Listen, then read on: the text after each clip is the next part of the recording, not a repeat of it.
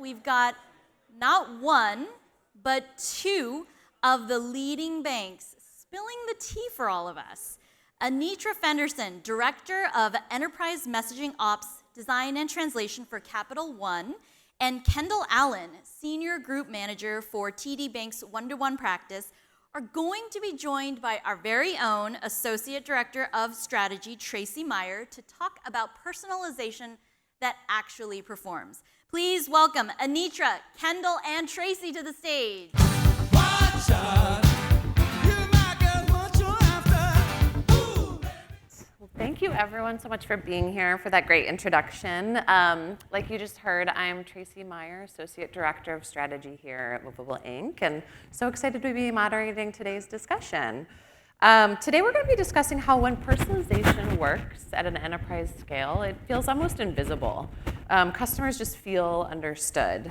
But getting there requires as much organizational thinking as it does technology, especially in financial services where the stakes are even higher, regulatory complexities add to all of that.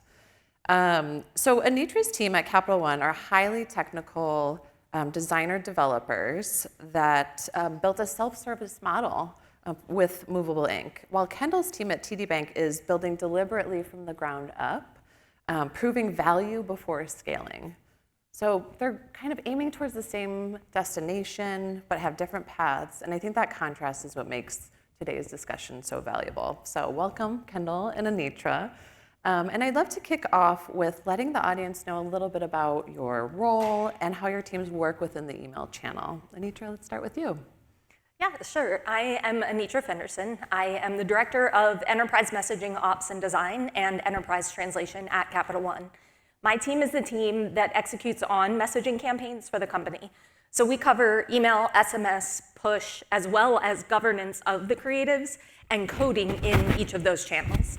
Regarding Movable Inc., our team helps our internal partners understand the value that Movable Inc. can drive and the experience that it can add to our messaging campaigns. We are also the team that actually builds in the Movable Inc. platform and implements code blocks into the final messaging files. Great. Kendall, how about you? Thanks for the warm introduction, Tracy. So my name is Kendall Allen, and I am a Senior Group Marketing Manager within the one-to-one practice at TD Bank in Canada. My team and I support a few different lines of businesses, including credit cards, personal lending, loyalty, and digital horizontal strategies.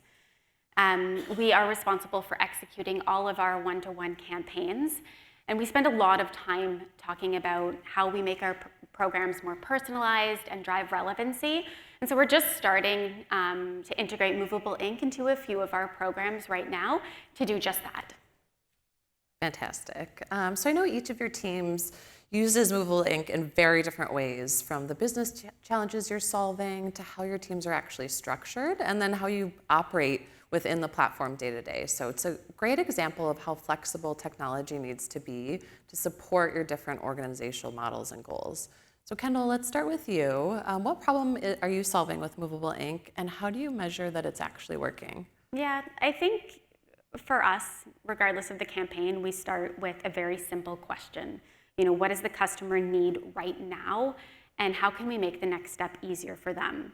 Movable Inc. is really helping us think about moving away from batch and blast campaigns to producing more customer-centric, dynamic programs.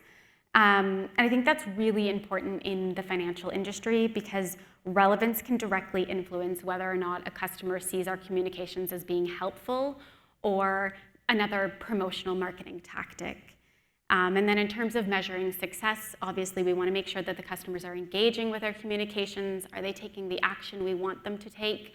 And ultimately, are we delivering on the business outcomes that we set out from the onset of the program?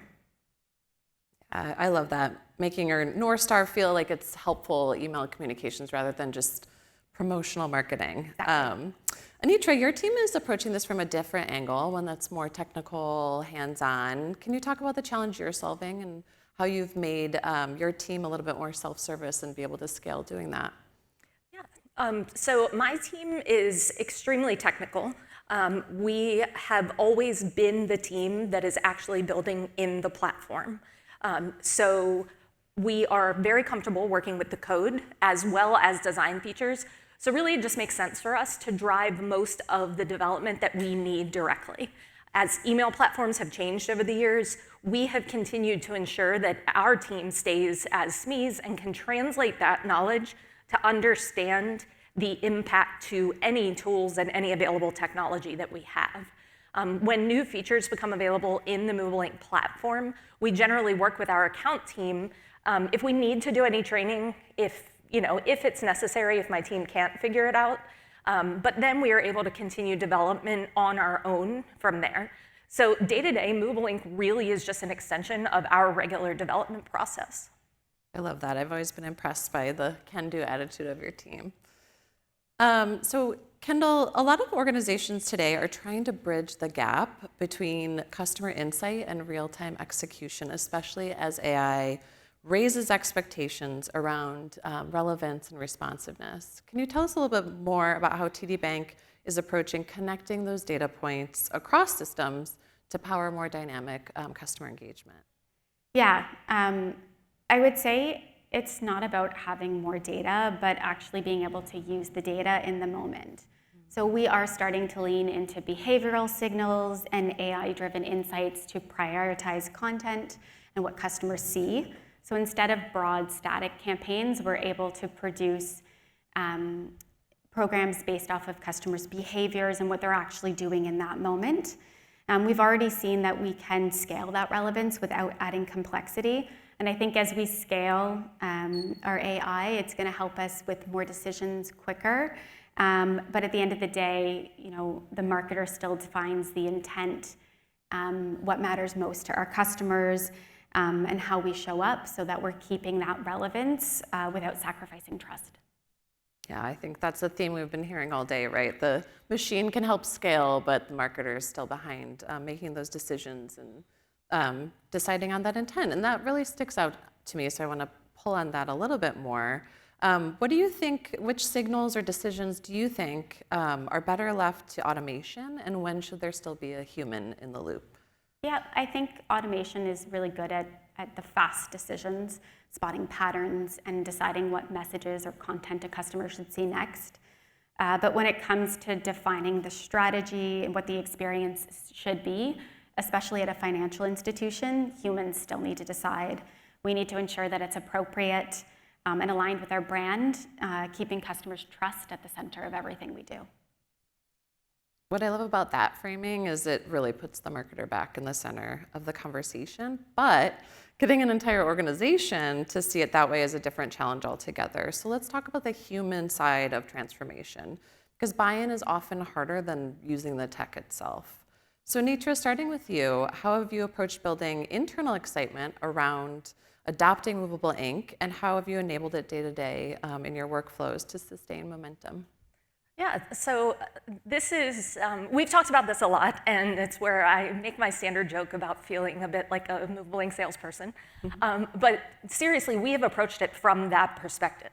We have a very large organization, and it would be pretty impossible to have you guys come in and present to anyone who might potentially drive intent for an email. So historically, we have worked really hard to share the capabilities internally, the value that they drive, and why they can help meet the various LOB lines, or the lines of business needs across our enterprise. So my team also holds Movable Ink office hours for our internal partners to come to us with questions or ideas that they want to learn more about, or just to continue to work through. From that, we've collaborated on many ideas and different goals that the team has in the message, and how we can meet that with a Movable Ink implementation. Because of the relationships that we've built, we know which lines of business will be more open to trying different things. We know which ones are more conservative, but care about very specific things for their customers, which ones are like, we're all in, we'll do whatever, let's see how it works. And so we've tailored presentations and roadshows to those various cohorts to really help us advocate for the usage in ways that the lines of business are comfortable with. Yeah, we really couldn't have done it without your internal salesmanship. Can Kendall, you're building this foundation from scratch, which is a very different challenge. How are you approaching it? Yeah, Anitra is definitely much further along in her journey. We're still in early days, so the focus for us is really building the right foundation, proving what actually drives engagement across programs with our customers, and then once we've learned that, it's about scaling it thoughtfully. Great.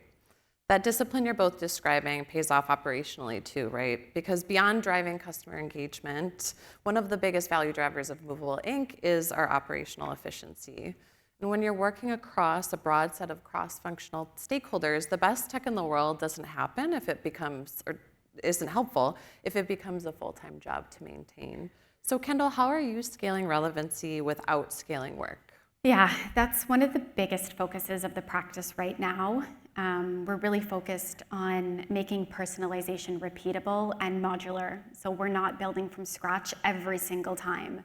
We're simplifying the execution, reducing rework, and creating consistent experiences, not only for our customers, but for our internal teams as well.